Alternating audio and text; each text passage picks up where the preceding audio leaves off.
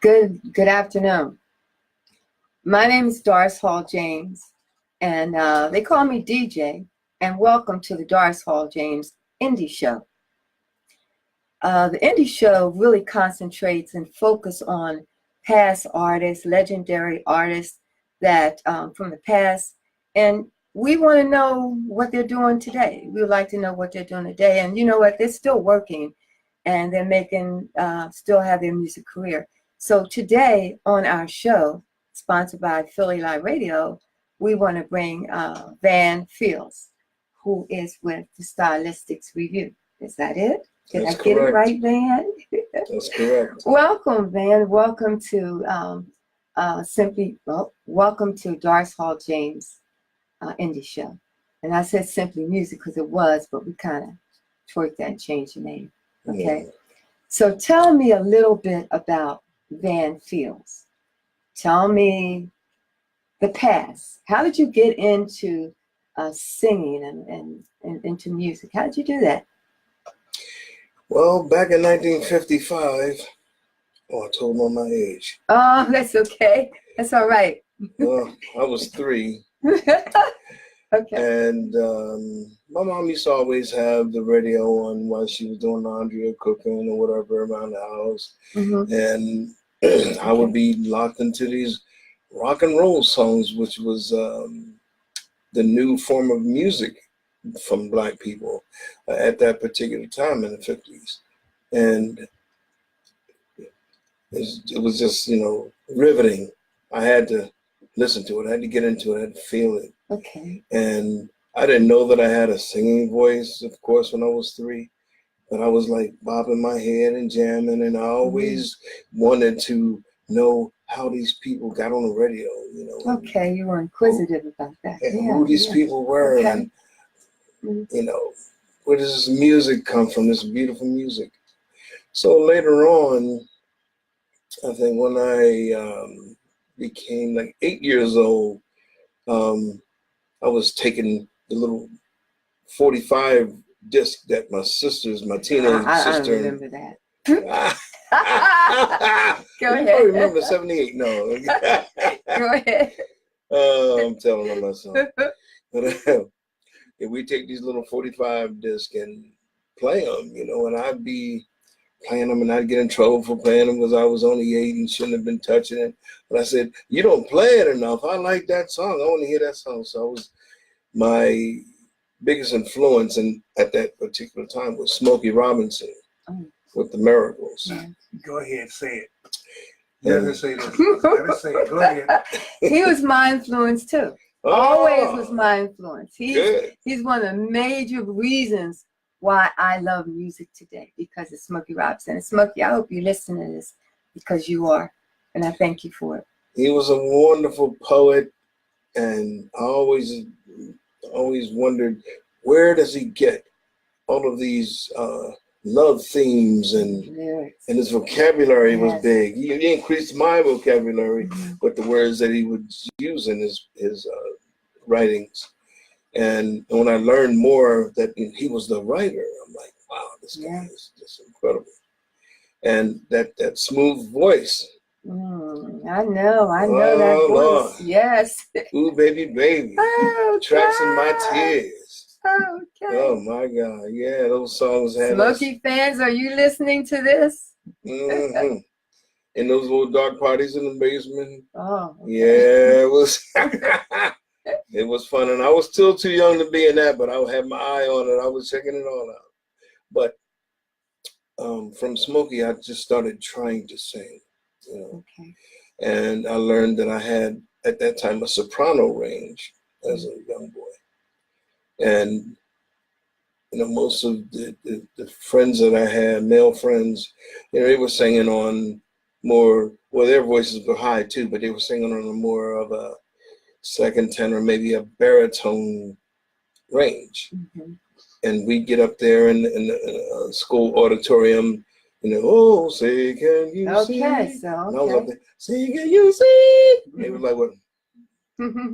What's wrong with you, man? And nothing, man, that's my voice. And they was like, Okay, you trying to be a sissy? No, I ain't trying to be no sissy. I'm trying to be Smokey.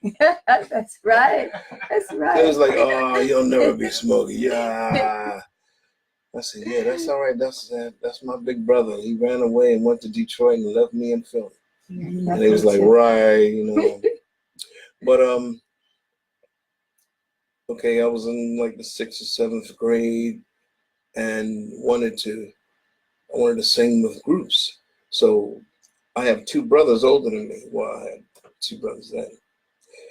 And we used to get dressed up, and my oldest brother, he liked Frankie Lyman and the Teenagers. All right. Okay. So we pretend to be them. You about to do boom boom boom boom boom, you about to boom boom boom boom boom boom, yeah, you know. And we did that in front of the mirror in our Sunday best. And that's as far as that went. I'm like, man, we need to do this in church. I ain't going to church, and they ain't gonna let you sing that anyway. I said, well, we need to do this because I thought we sound good. My brother always said, you sound like a frog. I'm like, that's all right. Yeah. I like what we sound like. We should do it. And he wasn't that interested in it. But I had to keep on. You kept on pushing, right? Pushing, right. Yeah. Mm-hmm. Finally, when I got in with the 9th grade, yeah, 9th grade in high school, I met these 4 brothers. I met this one brother who sounded like Eddie Kendricks. Okay. Okay. I mean, without trying. Mm-hmm. When he talked, he was Eddie. Mm-hmm. And this brother named Elliot Jenkins, a natural bass. El Cid. And, well, you know, El Cid, that's what they call him. And a brother named Michael Wiggins. He wasn't a strong vocalist, but he could dance. And he had style and charisma, so we needed that. That performance piece. Right. Mm-hmm. And a brother named Gary Williams. Now, Gary and Elliot were friends in junior high. And I didn't know Gary, but I knew what Elliot could do. And he was always telling me about, I knew what Elliot could do. He's always telling me what Gary could do. So we finally met one day. And I said, look, I want to form a group. And I know a guy named George Beatty who sounds just like Eddie Kendricks, man. You sound good on the bass. And Gary, he was like a bass too, but it was like a falsetto bass. He was more like a baritone with bass qualities. So we used him sometime as bass, or we used him as baritone most of the time. And so the 5 of us got together and we called ourselves the Symphonics. Symphonics. Yeah. Okay. The Delphonics was another one of my uh-huh, groups, okay? And okay. so I had to put phonics in there somewhere. Yeah. Okay. And it worked out. We sang through all the talent shows. In fact, we went to Bartram High in West Philly. And I remember they had 1 or 2 talent shows a year. They had one for the juniors, and they had one for the seniors. But when we came over there was like already 3 groups that were a big hit in that school. One of them was the Assassins. Oh, I remember them. Yes, I do. Well, my sisters remember them. Sure, you're right.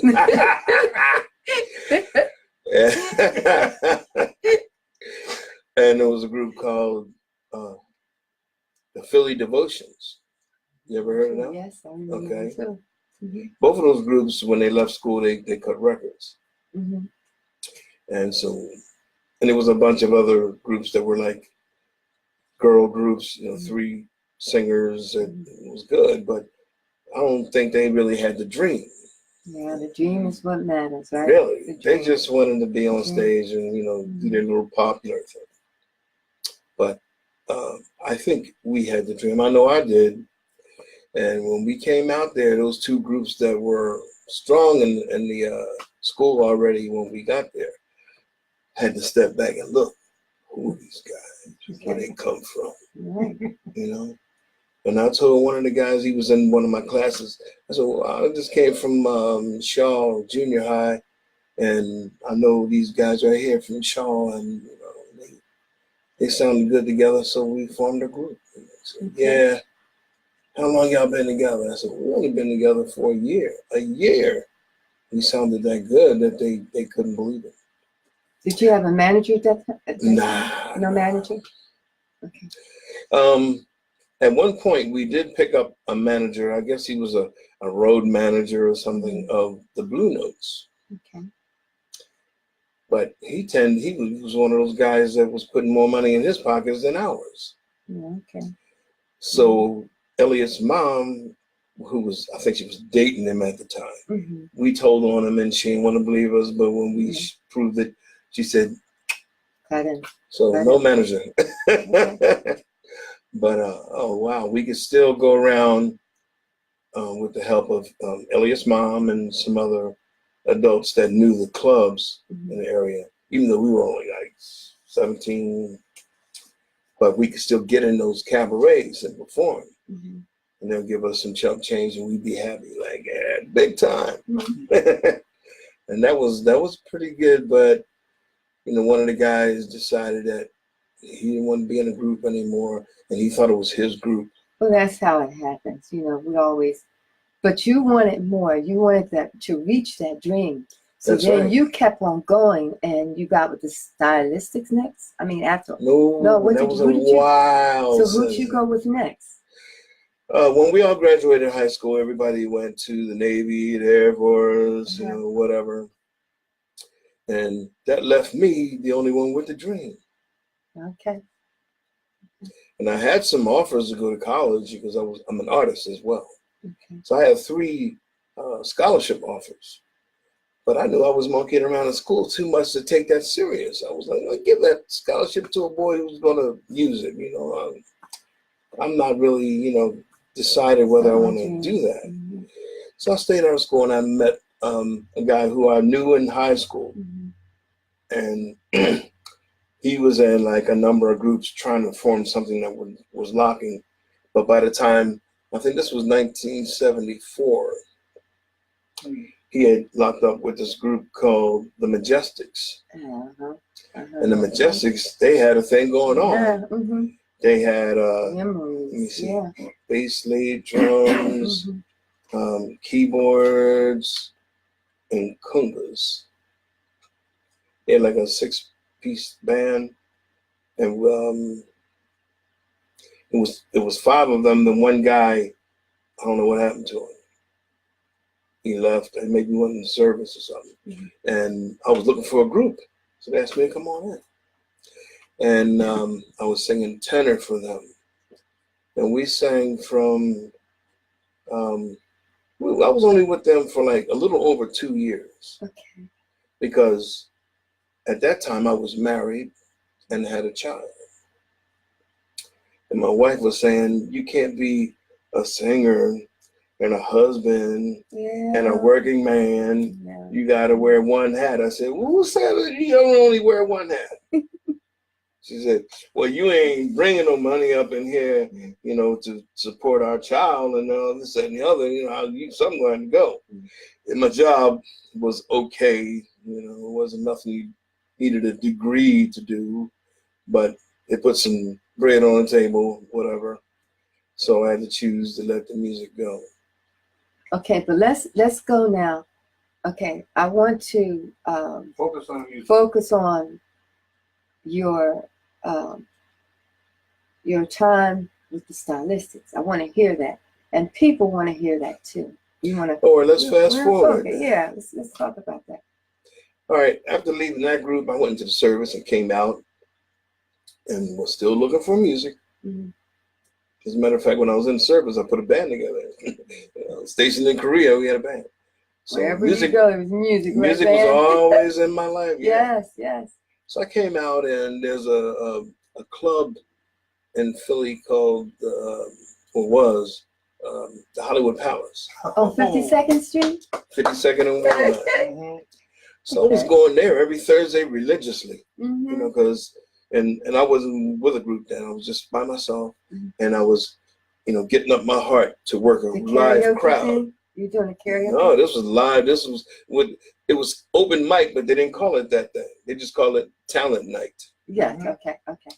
So I was going there, you know, cutting my teeth on working a live crowd, a live black crowd. You might as well be at the Apollo getting booed and all that, you know, because, you know, people who know you, they're going to try to make you laugh or make you stumble or something, you know, so they can boo you. But I sang Ooh Baby Baby. Great. And then I got off the stage. And everybody was like, is that all you going to do? I said, yeah, I got to get home to my wife. Oh, listen, man, you got the voice. They let you sing 2 songs. Won't you sing 2? I said, I'll be back next Thursday. They said, I hope you do. And I was. Every Thursday I was there. Good. And one Thursday, while I was with a group called A Perfect Blend, A Perfect Blend was an awesome a cappella group. But the leader was overbearing. And, you know, people was threatening to quit and all that. And I just went back to my little place I usually go to, the Hollywood Palace, and sing to my crowd and be happy to get away from that madness. And who should be sitting in the audience at the time, but what's his name? Not William, Wilbur Hart, William's brother. And I didn't know, because I remember seeing Wilbur and William on the album covers with big afros and stuff. At this time, he had a bald head. Delphonics. Okay. Yeah. And he had a bald head, so I didn't recognize him. When I got off the stage, his daughter came around and said, my father wants to meet you. I said, oh, yeah? He all right, ain't he? I said, do you know Wilbur Hart? I'm thinking, Wilbur Hart? Of the Delphonics? Yes, that's my father. Okay, I got my drink. At the time, I was smoking cigarettes. Got my drink in my pack, and I went around to meet him. And he told me, he said, I like what you do, man. And what are you doing? I'm with this a cappella group. And so he said, well, I'm glad you were truthful with me. You know, but I could use a tenor like yours. If you know any more people like that, man, let me know. Tell them to come here next Thursday. I'll be here. I said, well, won't you give me your information? And I give you my information. That's right, yeah. And, you know, I'll keep in touch. I went home and thought about that. I couldn't even go to sleep. I'm going, I could be a Delphonic or 1 or 2. So I called him and I told him, I said, look, I want to take you up on that offer. Let's see how I fit. He said, oh, but that's a great idea. So I went over to, he was in, I forget the part of New Jersey he lives in. And we went over and rehearsed, and I became a Delphonic. That's great. That's great. I told the group I was in that, and I got this offer, and he was like, oh, you ain't get no offer. Ain't nobody offer you nothing. You just lying. I said, okay. I'm getting ready to go to Alabama in 2 weeks. No, it wasn't. All right. What was it? Not Alabama. Mississippi. Okay, now, while I was rehearsing to be a Delphonic, I have a cousin. His name is Rock. He don't live that far from here. He didn't live that far from here. And he played bass. That was another one of the groups I was messing with him and a band.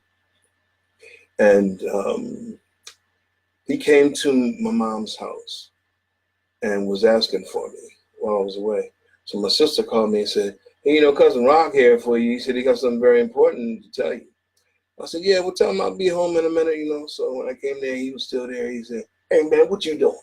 I said, man, I'm the lead singer of the Delphonics. Okay. He said, which ones? Because it was 2 then. Yeah. Because Wilbur and William had split up. I said, I'm with Wilbur. He said, hey, look, man, I ain't trying to step on your dream or nothing like that. But Poogie, which is Will Williams' name, owns the name, the Delphonics. And every time his brother tried to work, he'll call a promoter and threaten to sue him for every dime he got. And therefore, you ain't going to be working very much with them.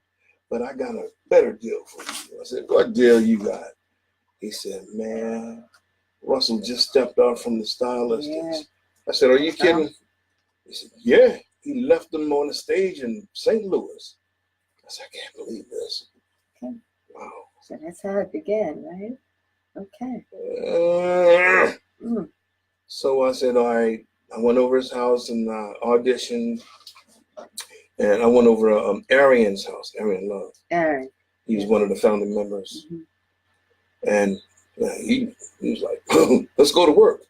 I said, yeah, but I'm with the Delphonics right now. And we got this one gig, you know. I just can't tell him, you know, hell with you, I'm going with this. That's not me. He was like, all right, well, you do what you got to do, man. I just hope the position is still open for you. I said, yeah, me too. But I just can't, you know, that's not how I'm built. So I did the gig with Wilbur, and he gave me $300. That was the most I ever made for singing, though. So I was all right. I was ghetto rich, you know.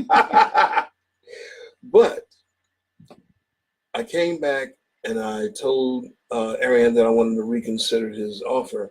And when I came up to his house again, he whipped out the paperwork on me. And I looked at the money. I'm like, what? What? He said, yeah, we're going to give you a percentage rather than just give you a cut rate, because sometimes we have big contracts.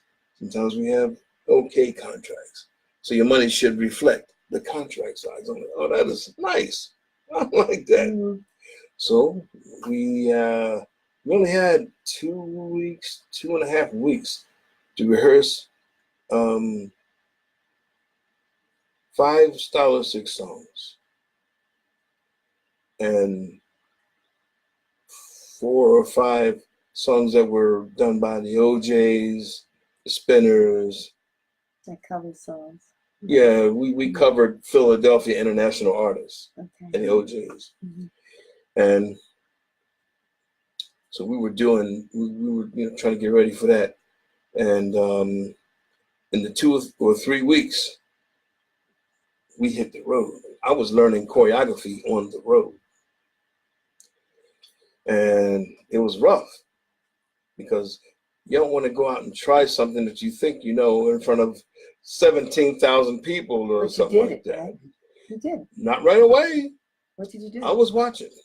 Okay. I had all the stop, look, listen to your heart is one is saying love.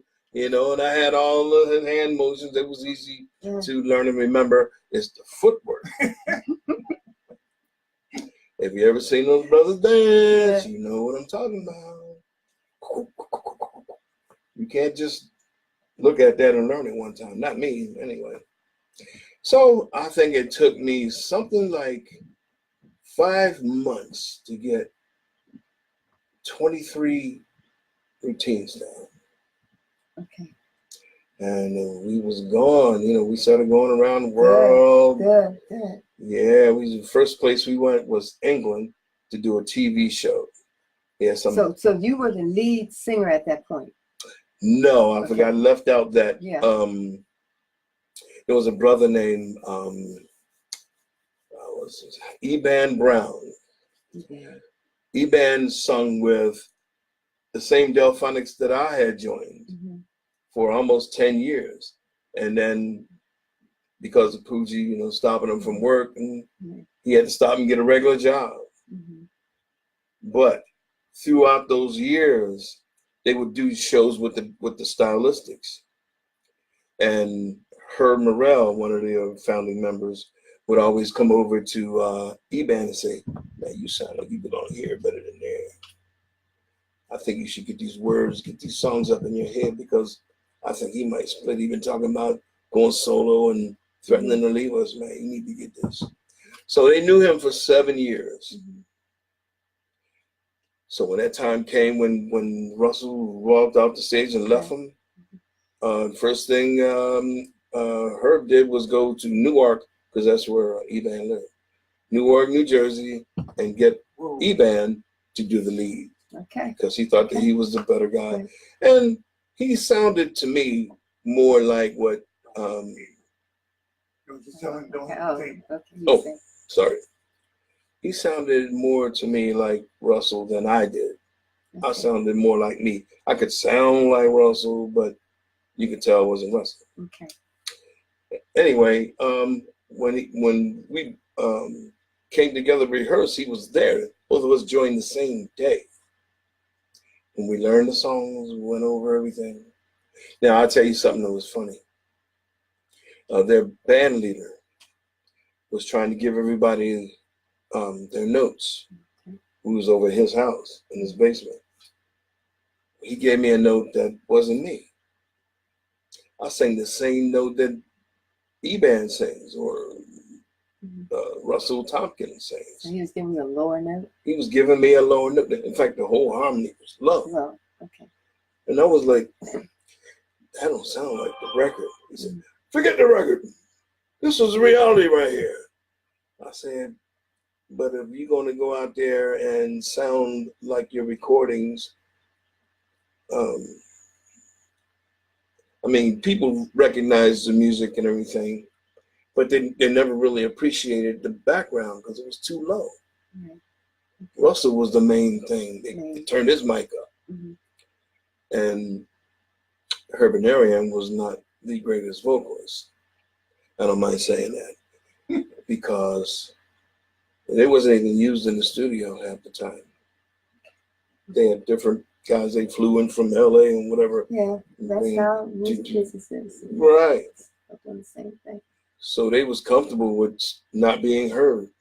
Okay. So I told the keyboard player, I said, no, man, I'm a tenor, and there's a tenor in that background. There's a 3-part harmony, and it's closer to the chords of the piano. It's not where you're putting them. He got so mad he put us out of his basement. Get out! Get out. You can't tell me. I've heard that before. So that day we left left his house and we went to Arian's house. Arian has a keyboard in his basement, and he also has a lot of audio stuff. I said, play that record, and then when you get the key of the record, turn that off, and you play your piano, and we'll sing along with you.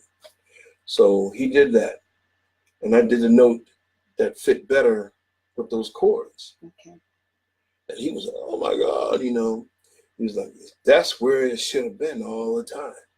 Now, one bad thing about it is it forced him to sing his second tenor where it should be. Okay. Okay. And it was a struggle for him. But nobody wanted to go back to the way it was. So, he worked with it like that. So you worked that out? Yeah, he did the best he could. Okay. And we just, like I said, we started adding more stylistic songs to the repertoire and getting rid of that Sound of Philadelphia tribute thing. Oh, wow, we were doing like... So you're traveling a lot? Doing a lot of traveling? Yes. We went back to England because actually, that little TV show we did worked. Some people was like, well, where's Russell? But still they enjoyed what we brought to him. So they put us on a tour, a 6-week tour. Who booked you at that time?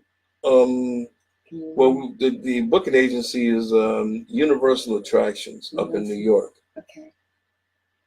Okay. And the manager, he was like, I think the owner, he was pretty high up with that company, but he traveled with us sometimes. He didn't go to England. He didn't go to certain places out of the country with us. But as long as we was in the United States, he would come out at the warmer places like California, Vegas, Puerto Rico, something like that. But they had us doing 6 weeks in the UK, and we did Scotland, Britain, and Wales. We were doing that for years. Then some people came from Ireland over to a club in Scotland. Yeah, over to Scotland. They loved us, and they was like, we're going to get you over there. I said, oh, yeah, well, get us over there. I ain't scared. Next thing you know, you were there. We was going there. Yeah. In fact, we went to something called the Isle of Man. It's an island somewhere between the UK and Ireland. and we kicked it out there. So they was like, all right, we got some clubs over in Ireland we want you to do. So the first one we did was start with a D. Oh, what year was this? You can't help me. Yeah. The clubs, I wouldn't know. Are you talking about the clubs? I'm talking about the part of the country of Ireland. No, Dublin. Dublin. Went to Dublin. Next year we went to Belfast and Dublin. The second year we came to Belfast, Dublin, and a place called Cork at the southernmost tip of Ireland. So that was a mainstay. We would do all of England, Scotland, and Wales, and then go over and do Ireland. What songs at that point were out at that point? Because the Stylistics had so many. Well, when I came in, it was in 2000, the year 2000. Okay. So everything that they had was already out. So everything was out at that point. Everything was out. So they had a good repertoire of their songs. And Sure, they had some so how many songs. about the show? Each show was about 45 hour. You know. It was an hour. Sometimes it was 70 minutes. It's a Okay. kind of an abstract question, but the audience appreciation for it was mostly, I would assume, mostly white folks over there, right? Yes. Compared to here, what was? Well, they loved it, you Yeah. know. Yeah. And just like some brown folks here in America, they tend to say, yeah, in the middle of a song. And it's okay, you know. Mhm. But most of the time they will sit and they will listen, or they will sing with you. Mm-hmm. And when you're done, they go crazy. Ah! Yeah. I'm like, hey, that's all right. So did you record with them at all? Yes, I did record with them in 2008. Okay. So that was 8 years later that you recorded with them, right? Exactly. And what song was that? So we recorded an album called That Same Way. And yes, and I can't think of the name of the producer right now, and he'll kill me for forgetting his name. But he recorded a lot of people, Natalie Cole and with Quincy Jones and all that stuff. And there was two songs that I led or shared a lead on. One was called Painted on the Sky. That was the most beautiful one, if you ask me. It's a beautiful title. It is. And the reason it was so beautiful was because it was written and arranged by Maurice White of Earth, Wind and Fire. So it had that big Earth, Wind and Fire sound. And it was mixed and mastered by him. Okay. So it was the best mixed song on that album. And I wasn't trying to be Philip Bailey, but I wanted to. You're still Smokey Robinson, right? Right. So I was into the Philadelphia sound then. Okay. So I did high notes that were more like, say, Russell, or like, not Russell, Ted Mills of Blue Magic. Okay. You know, I did high notes like that and sustained them, put a little reverb on them and all that stuff. And that song, except for the part that Arian Love shared, was a great song. Okay. Okay. And I hate to be negative, but I got to be real. That song could have sold on the radio in America if Arian was stronger. Arian had the first part of the duet. He came out, and it was like somebody had a gun to his back, sing those words. But I had it in my mind that, man, when I open my mouth, I'm going to own this song. So when I went in there, well, maybe sometimes it's not felt. Maybe you really didn't feel it, you know? And I know that when you're singing and you have to put your whole, you got to feel what you're singing. That's right. The lyrics, the melody, everything, you have to feel all that.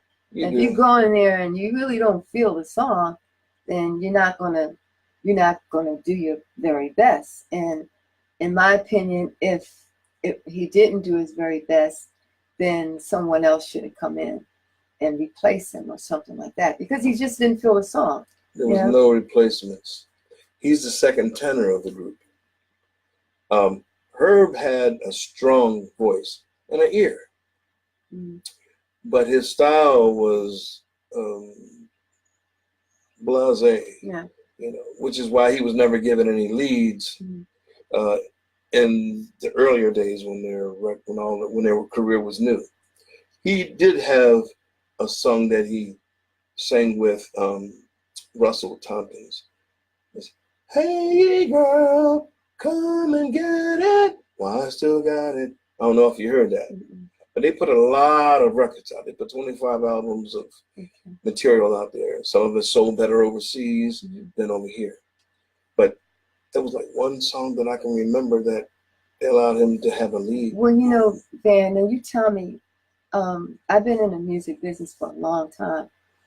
And like some songs that like I wrote and I tried to get others to sing them, they didn't do well, okay? And they didn't do well because they said, this isn't me.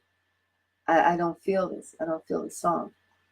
So if you write a song, especially if you guys had a song, especially written for him, that he could have done, would that have been better?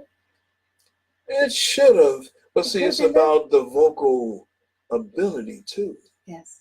If you have a great vocal ability, you can work with any producer, any writer out there.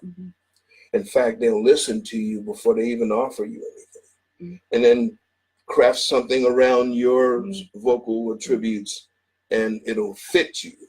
Well, I think also I've heard people, entertainers, singers that did not and still don't have vocal ability and they're doing fine. And they're no, let me stress my point.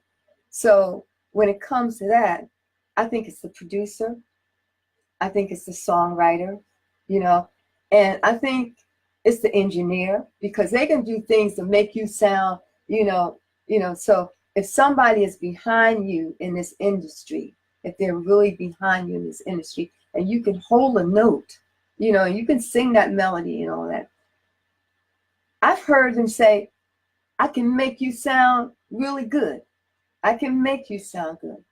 But, you know, a producer usually brings stuff out on you that you don't know you have. Yes, yes, yes. You know, the icing on the cake is the technician.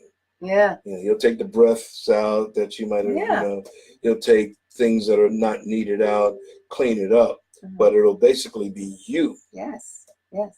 And it'll blow your mind. Like, I didn't know I could sing like that. Is that me? Is that me? You know? Yeah. So I think all that matters. So tell me now about the review. I want to know, like I talked to you, I keep talking about the Van Fields review, stylistics review. How does that happen? Well, after I left the group in 2011, it was the 3rd of January, 2011. I'll always remember. And I was sitting around like, what am I going to do now? Been around the world for 11 years. Enough people have seen me, but they haven't heard me out front. Yes, yes. People who have trained ears always came to me after the show and, what was you in the background with it? You know? Yeah. But if people that don't have trained ears, they don't know who's singing what. It was like, you sound great, and you know, the whole group. But I tried a solo career, Van Fields, formerly of. Okay. That didn't fly. In fact, every time I would try to sell myself to a promoter, it was like, you was with the Stylistics? Well, why do you live there? We're not going to go there. I'm Van Fields now of the Stylistics. Can you sing love songs? Sure, I can sing them all. Have on about 6 occasions when the leader that they had, you know, couldn't sing.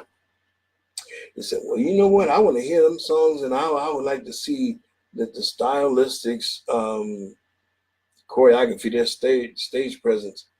I said, well, you're going to have to buy them. This is just me and me. Yeah. They say, well, I would like to see you, but I'd like to see a group.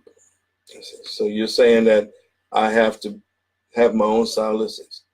They said, well, I ain't put it in them words, but yeah. I said, Okay. so I got some guys to sing. 3 of the guys that were in a perfect blend, the a cappella group I was telling you about, because I could trust them to sing. They can sing without music, without any instruments. I know they can sing to some music. And they sounded well. I put them together and we did like 4 or 5 shows before they quit, because they didn't understand the business. They thought that it was like a buddy club. Everybody splits the money evenly. I said, oh no, it don't work like that. Mm-hmm. I'm the only one who was a stylistic in this thing.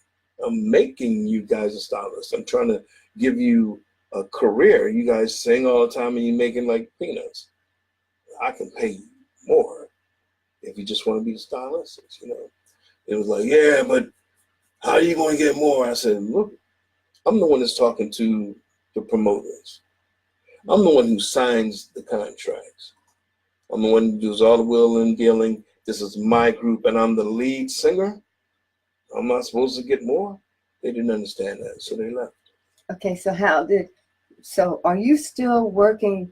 Now, one thing I want to say is that you have a magnificent voice. Thank you. Yes, and I've heard you come into the studio, okay, and you really sound great, okay. Mm-hmm. So with that in mind, are you still pursuing your career? Are you traveling? Are you getting ready to cut a CD? I mean, what are your future goals? Well, I would like to cut some of my original material. Are you a songwriter? Yes, I write songs. Good. I told you I was like Smokey, Yeah, right? yeah, you got some of those Smokey I had to songs be just for us, like right? him. He was a poet. I Well, tried to be. don't we want to hear some of those Smokey Robinson songs, right? Oh, yes, someday you will. Okay. And well, I like to do that. And I like the group thing. I mean, if I could go in the studio and cut the lead and all the background note harmony and stuff, and then put a group together to tour with me, that would be fine. But if it doesn't work economically for me to have a group, and I could go out there and do my own stuff. Yeah. You can do it. I think you can really do it. So the group thing, if it works, fine. If it doesn't work, you have enough experience and strength and vocal ability to do it on your own. Okay. Now, what kind of words would you give our upcoming artists and musicians that's trying to get into music business? What would you say to them? Well, I used to say that you hone your skills and learn from established artists. Okay. Once and it doesn't hurt to go to school to get it down on paper that you've done this. So sometimes that's more impressive than an audition. Okay. But eventually you're going to have to be able to perform at an audition.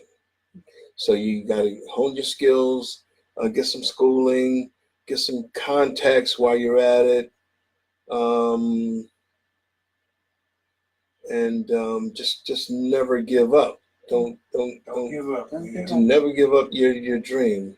Okay. Because I didn't. No, good. And I'm living got mine. it, and you're living your dream. That's and right. Congratulations to that. And I just want to thank you for coming on the Doris James Indie Show today, sponsored by Philly Live Radio. I want to say thank you. We enjoy hearing all about your musical journey, and I want you to come back whenever you feel like you want to come back. Yeah, and I want you to give us a copy of that CD, once you get that together. His contact information. Okay, now, your contact. If someone wants to book Van, how would they reach you? Well, they can reach me on Facebook. Okay. And that'd be vanfieldsstylistics.com. Okay.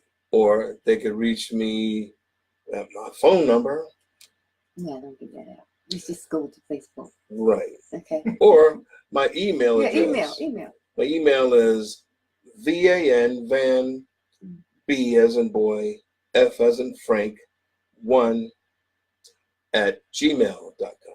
Okay. And Facebook, family, friends and family. He's on the, he has a website, and you can go to his website and pull up Van Fields, and they'll show you a list of videos that he's done with the stylistics, and it gives the same information that he just gave you. It's on his website. And I want to thank you so much for participating with Philly Live Radio and the Doris Hall James Indie Show. Thank you.